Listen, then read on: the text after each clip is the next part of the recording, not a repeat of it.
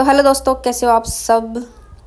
माफ़ करना, थोड़ा जुकाम हो गया है मुझे, तो आवाज़ थोड़ी सी अजीब सी आई। ठीक है, तो आज मैं लेके आई हूँ दिल्ली पुलिस कांस्टेबल 2023 के पहली शिफ्ट यानी 15/11/2023 की पहली शिफ्ट आफ्टरनून के जनरल नॉलेज यानी कि जीके के पूरे 50 के 50 क्वेश्चन यानी प्रीवियस ईयर क्वेश्चन, जिससे आपको ये पता चलेगा कि आपकी तैयारी कैसी चल रही है। उन प्रीवियस ईयर क्वेश्चन से आपको यही पता चलेगा कि आपकी तैयारी कैसी चल रही है। ठीक है, और आप कितने पढ़ रहे हैं और कितने उसमें दिल्ली पुलिस को पाने के लिए आप क्या कर रहे हैं। ठीक है, तो ये प्रीवियस ईयर क्वेश्चन का आप कर सकते हैं। 10 से 15 मिनट की क्लास होगी, लेकिन मैं 25 क्वेश्चन कराऊंगी सिर्फ, क्योंकि अगर मैं 50 कराऊंगी तो बहुत ज़्यादा लंबी क्लास हो जाएगी और फिर आप सभी बोर हो जाएंगे और क्लास को बीच में स्किप करके चले जाओगे।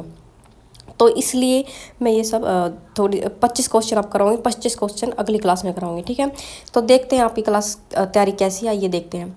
तो पहला जो क्वेश्चन है, निम्नलिखित में से कौन सी राज्य सरकार हर साल सूरजकुंड मेले का आयोजन करती है। तो बताइए इस क्वेश्चन का आंसर क्या हो सकता है। बिल्कुल इजी क्वेश्चन है ये। इसका क्वेश्चन का आंसर तो आप सबको पता ही होगा कि इसका आंसर क्या है, कि कौन सी राज्य सरकार हर साल सूरजकुंड मेले का आयोजन करती है। जम्मू कश्मीर, हरियाणा, पंजाब, झारखंड। तो कौन से हो सकते हैं इनमें से। सूरजकुंड मेला कौन सी सरकार लगाती है, आप जल्दी से बताइए। तो मेरे हिसाब से तो जहाँ तक मुझे पता, हरियाणा में सूरजकुंड मेला लगता है दोस्तों। और ये बहुत ही ज़्यादा मैंने देखा है, ये मेला हरियाणा के फरीदाबाद में लगता है और सच में बहुत ही ज़्यादा अच्छा होता है। अगर आप ज़रूर देखने जाना, अगर आपको टाइम मिले, जब लगे तो आप ज़रूर देखने जाना, ये देखने लायक होता है। हरियाणा के फरीदाबाद में लगता है। ठीक है, बहुत ज़्यादा इंपॉर्टेंट है ये वाला। दो है, डैश के वजीर मंत्री ने दिल्ली में मोट की मस्जिद बनवाई थी। भाई इतना ज़्यादा इंपॉर्टेंट है ये क्वेश्चन, एसएससी का फेवरेट क्वेश्चन बन गया है ये। तो एसएससी इसको हर उसमें पूछ लेती है भाई, इस मोट मस्जिद के बारे में हर एग्ज़ाम में पूछ लेते हैं। इतनी ज़्यादा इस इंपॉर्टेंट हो गया है ये मोट वाला। ठीक है, तो आपके ऑप्शन अलाउद्दीन खिलजी, खिज्र खां, सिकंदर लोधी, फिरोज शाह तुगलक। ठीक है, तो अलाउद्दीन खिलजी, खिज्र खां, फिरोज शाह तुगलक और सिकंदर लोधी। तो क्या इसका आंसर हो सकता है, बताइए। और ये आपको पता है ये प्रीवियस ईयर क्वेश्चन है। तो दोस्तों इसका आंसर है सिकंदर लोधी। जो सिकंदर लोधी के वजीर मंत्री ने दिल्ली में मोट की मस्जिद बनवाई थी। ठीक है, तो ये इसका आंसर हो सकता है। ज़्यादा टाइम नहीं लगेगा आपका, कुछ ही ज़्यादा टाइम नहीं है एग्ज़ाम में। सितंबर में स्टार्ट हो जाएंगे, फिर दिसंबर में एग्ज़ाम है। तो यहीं से आपकी तैयारी का पता चलेगा। ठीक है, कि आपकी तैयारी कैसी चल रही है। ऐसे ही और इनमें से ही पूछे जाएंगे, इनसे ही रिलेटेड पूछे जाएंगे। उसमें कुछ और पूछ लेगा, दिल्ली में मोट की मस्जिद के बारे में कुछ और पूछ लेगा, किसने बनवाई है, उस वजीर मंत्री का नाम क्या था, सब कुछ पूछ लेगा। दोस्तों मैं सबसे आपको पहले बता देती हूँ, अलाउद्दीन खिलजी और सिकंदर लोधी ये एसएससी के इतने फेवरेट है कि इनसे वो क्वेश्चन पूछती ही रहती है भाई। अलाउद्दीन खिलजी तो इतना फेवरेट है एसएससी का कि इससे रिलेटेड वो क्वेश्चन पूछती ही रहती है। तो अगला हमारा क्वेश्चन है, यानी 3 हमारा क्वेश्चन है, सबसे आम जवारिया पैटर्न निम्नलिखित में से कौन सा। तो आपको बताना है कि जियोग्राफी का ये क्वेश्चन है, सबसे आम जवारिया पैटर्न निम्नलिखित में से कौन सा हो सकता है, बताना है आपको। तो जो आपके ऑप्शन हैं वो आपको दिखाई दे रहे होंगे। फिर आपको ये देखना है कि किस सब्जेक्ट से कितने क्वेश्चन बन रहे हैं, आपको ये भी नोटिस करना है। ठीक है, आपके ऑप्शन है मिश्रित ज्वार भाटा, दैनिक ज्वार भाटा, बृहद ज्वार भाटा, अर्धदैनिक ज्वार भाटा। तो आपको कौन से टॉपिक से क्वेश्चन आ रहे हैं, किस सब्जेक्ट से कितने क्वेश्चन बन रहे हैं, ये आप साथ साथ देखते चलना। ठीक है, तो क्वेश्चन नंबर 3 का क्या आंसर हो सकता है। तो इसका है अर्धदैनिक ज्वार भाटा। अर्धदैनिक ज्वार भाटा इस क्वेश्चन का आंसर है। ठीक है, यही है इसका आंसर। तो आइए हमारा अगला जो हम अपना क्वेश्चन कर रहे हैं, क्वेश्चन नंबर 4, निम्नलिखित में से कौन सी नृत्य शैली उत्तर पूर्व भारत के वैष्णव मठों से संबंधित है। तो उत्तर पूर्व भारत के वैष्णव मठों से संबंधित नृत्य शैली कौन सी है, आपको बताना है। आपका ऑप्शन दोस्तों है ओडिसी, मोहिनीअट्टम, कुचिपुड़ी और सत्रिया। तो ये आपके ऑप्शन है। तो आपको बताना है कि इनमें से आपका आंसर क्या हो सकता है। जल्दी से सोचकर, जल्दी से जिसने तैयारी जो अच्छी कर रहे हैं उनको तो पता ही होगा कि कौन सी नृत्य शैली उत्तर पूर्व भारत के वैष्णव मठों से संबंधित है। सत्रिया इसका आंसर है। और आप सबको बता दूं कि सत्रिया एसएससी का अब इतना फेवरेट बन गया है कि सत्रिया के बिना तो वो मतलब क्वेश्चन बनाते नहीं। ये वाला जब टॉपिक आता है, नृत्य वगैरह का जो टॉपिक आता है, उसमें सत्रिया से ही क्वेश्चन पूछा जाता है। ओडिसी आपको पता है उड़ीसा का है, कुचिपुड़ी आपको पता है आंध्र प्रदेश का है, मोहिनीअट्टम केरला का है, तो सत्रिया का है असम का। असम का लोक नृत्य स्त्रीय और सबसे नया लोक नृत्य भी स्त्रीय ही है। ठीक है, जो बना था सत्रिय ही है। ठीक है, सत्रिय के बारे में आपको बहुत ज़्यादा डीपली पढ़ना होगा, क्योंकि सत्रिय के बारे में एसएससी बहुत पूछती है, बहुत ही ज़्यादा पूछती है। क्वेश्चन नंबर 5 है, भारत के संविधान में सरकार के कितने सत्रों का उल्लेख किया गया है। बताइए। तो ये पॉलिटी का क्वेश्चन है, आपको देख रहे हैं कि पॉलिटी का क्वेश्चन आ गया है, यानी सभी सब्जेक्ट से क्वेश्चन आ गए हैं। तो भारत के संविधान में सरकार के कितने सत्रों का उल्लेख किया गया, 2, 4, 3, 5। आपके ऑप्शन है 2, 4, 3, 5। तो आपको आंसर बताना है इनमें से कौन सा आपका आंसर है। ठीक है, प्रीवियस ईयर क्वेश्चन है, अपने पास से नहीं लेके आई हूँ, आपको दिख रहा है कि 2023 से क्वेश्चन, और इन्हीं में से बनेंगे, इनमें से कुछ और पूछ लेगा। ठीक है, तो सरकार के कितने सत्र हैं, सत्रों का उल्लेख किया गया आपको बताना है। तो आपका आंसर है ऑप्शन नंबर 3। भारत के संविधान में सरकार के कितने स्तरों का उल्लेख किया है, 3 है इसका आंसर। और वो 3 आपको पता होने चाहिए कि वो 3 हैं जो, वो कौन कौन से हैं, आपको इस बात का भी पता होना चाहिए, क्योंकि अगला जो क्वेश्चन 2025 में ये भी क्वेश्चन बन सकता है कि इनमें से 3 में से कोई अलग दे देगा और फिर पूछेगा कि किन में से कौन सा नहीं है। केंद्र सरकार, राज्य सरकार और पंचायती राज, पंचायती, ये है 3 सत्र। ठीक है, भारत के संविधान में सरकार के 3 सत्र है, केंद्र सरकार और राज्य सरकार और पंचायती, ये 3 है। ठीक है, और अगला हमारा क्वेश्चन है, जलवायु परिवर्तन पर पेरिस समझौता कब से प्रभावी है, यानी कि जलवायु परिवर्तन पर पेरिस समझौता कब से प्रभावी है। सॉरी दोस्तों, एक्चुअली बहुत ज़्यादा जुकाम हो गया है, तो बताना है आपको। इसके ऑप्शन है 4 नवंबर 2016, 27 जनवरी 2017 और डी ऑप्शन है 12 दिसंबर 2015।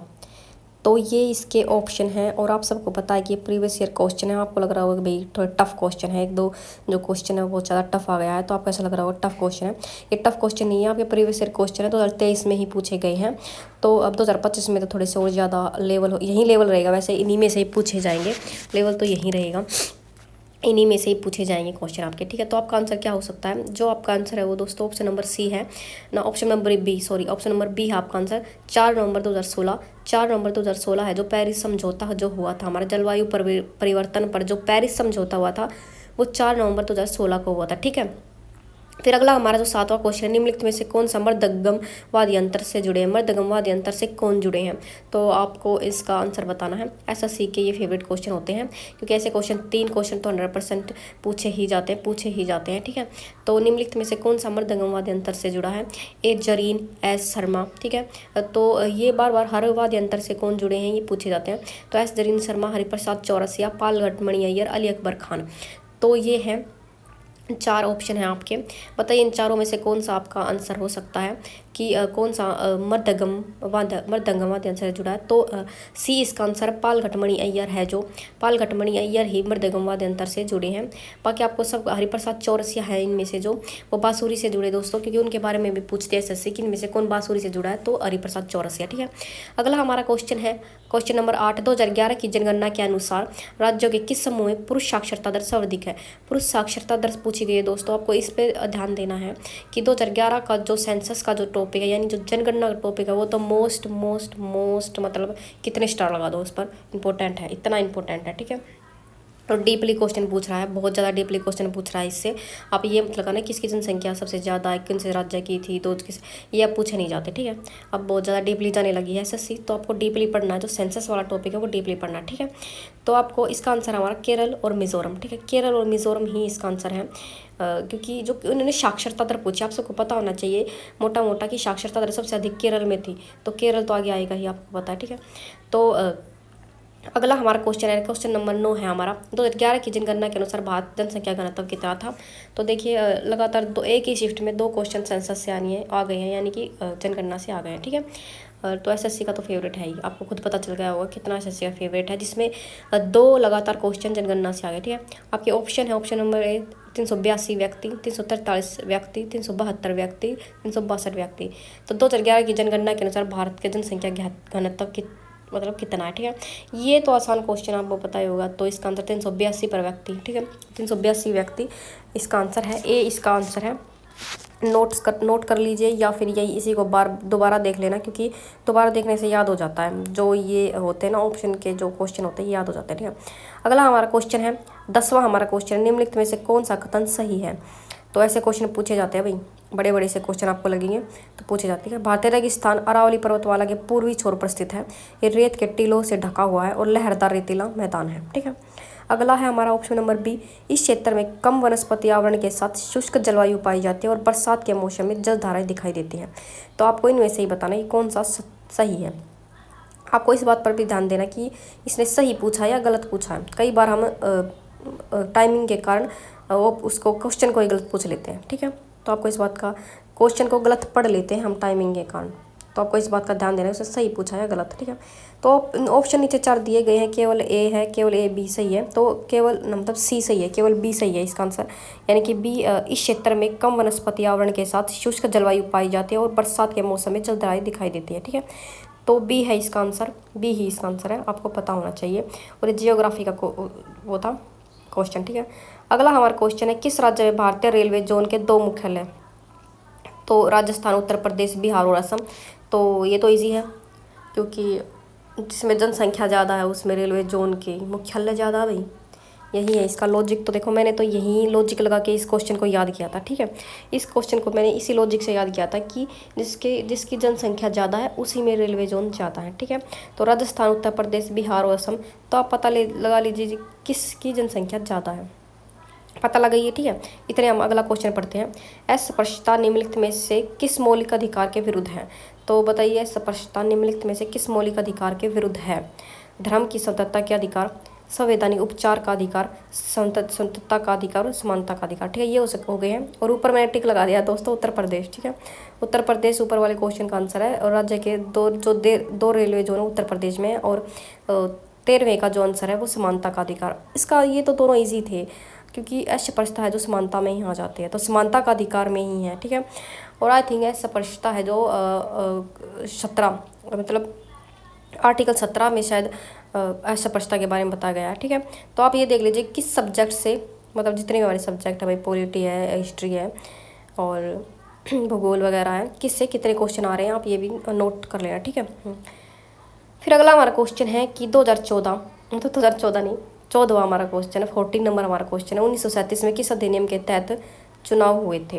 अधिनियम के तहत हुए चुनाव में कांग्रेस के 7 प्रांतों का नियंत्रण दिया था, ठीक है। 7 भारत सरकार अधिनियम 1935, बी है भारत सरकार अधिनियम 1937, और सी है प्रांत अधिनियम 1935, और डी है नगर पालिका अधिनियम 1935। तो कौन सा आंसर है भाई इसका?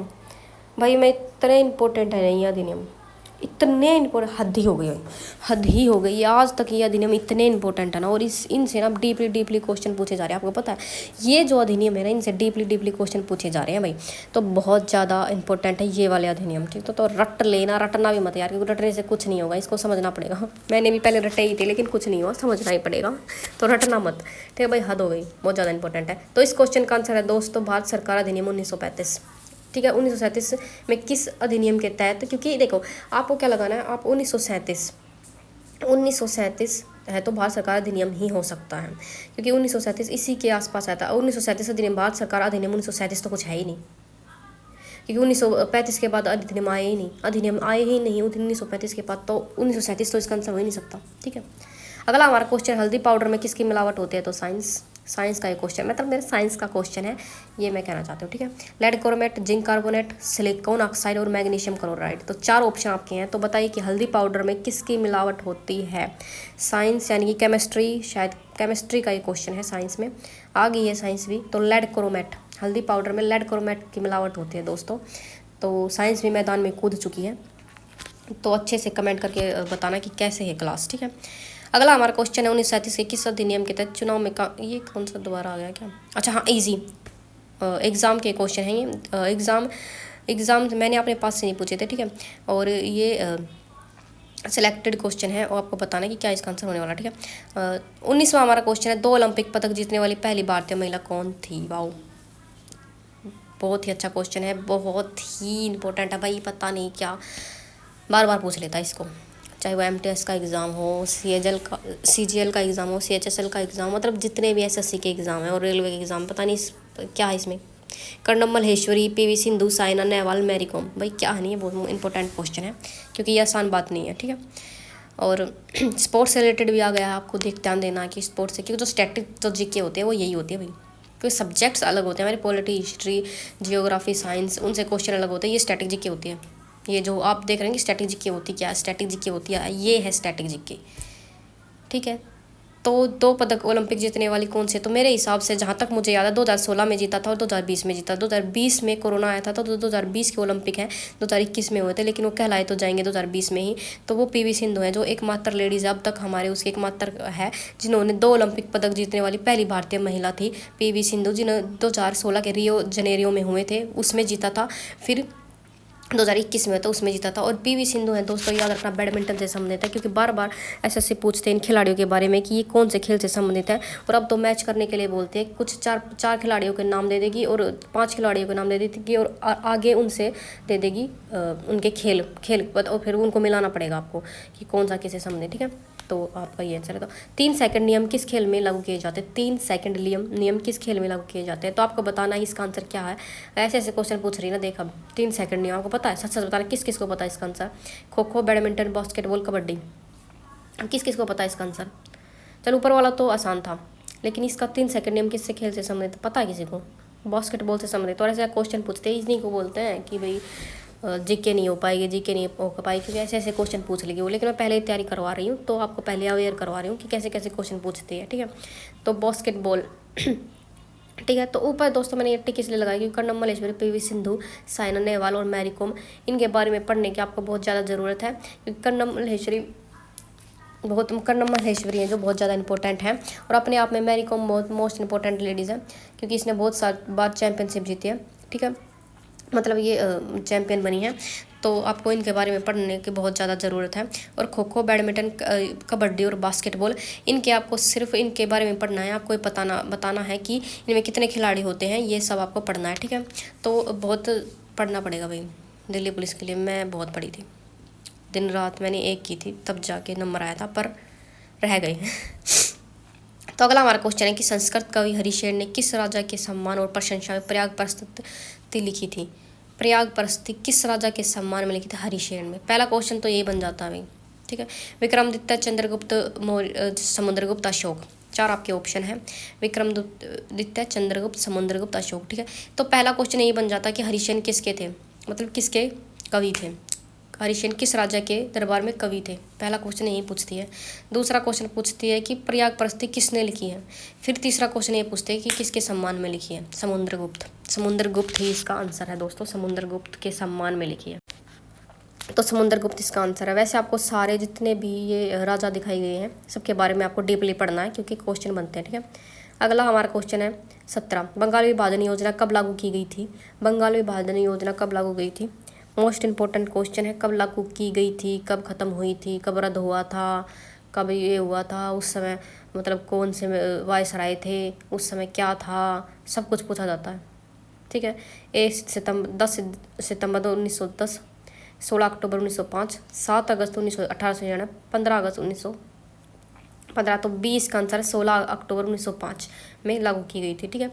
तो करजन थे उसके समय, करजन थे, और जब ये लागू हुई थी तो करजन थे 1905 में। तो यही पूछा जाता है कि कौन थे, फिर ये पूछा जाता है कि उसके कांग्रेस के अध्यक्ष कौन थे, ठीक है। तो 2023 के क्वेश्चन है दोस्तों, प्रीवियस ईयर क्वेश्चन है, लास्ट क्वेश्चन इसलिए क्योंकि बहुत ज़्यादा लंबी क्लास हो गई, बीच में मैंने कुछ ज़्यादा डीपली मतलब आपको पढ़ा दिया।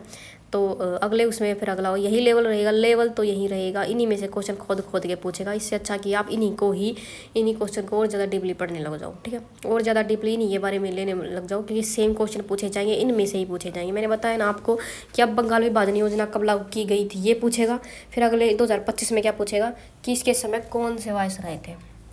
तो कमेंट करके बताइए कि आपको क्लास कौन सी लगी, कैसी लगी, और मेरी क्लास को जरूर देखना, ठीक है। और मेरे चैनल को लाइक और सब्सक्राइब और शेयर जरूर कीजिए। और ये दिल्ली पुलिस के हैं, ठीक है। आप खुद बोलोगे कि भाई बहुत ज़्यादा तैयारी अच्छी हुई है, अगर देखोगे तो पूरी क्लास देखनी है आपको। वैसे तो कोई देख नहीं रहा है, पता नहीं क्या हो गया, अच्छे खासे बच्चे देख रहे थे, लेकिन 2-3 वीडियो ऐसी हो गई जो किसी से नहीं देखी। तो हमेशा खुश रहिए और दूसरों को भी खुश रखिए, यही मैं कहना चाहती हूँ, यही अपनी वीडियो में हमेशा कहती हूँ आखिर में कि खुश रहिए और दूसरों को भी खुश रखिए। Thank you so much.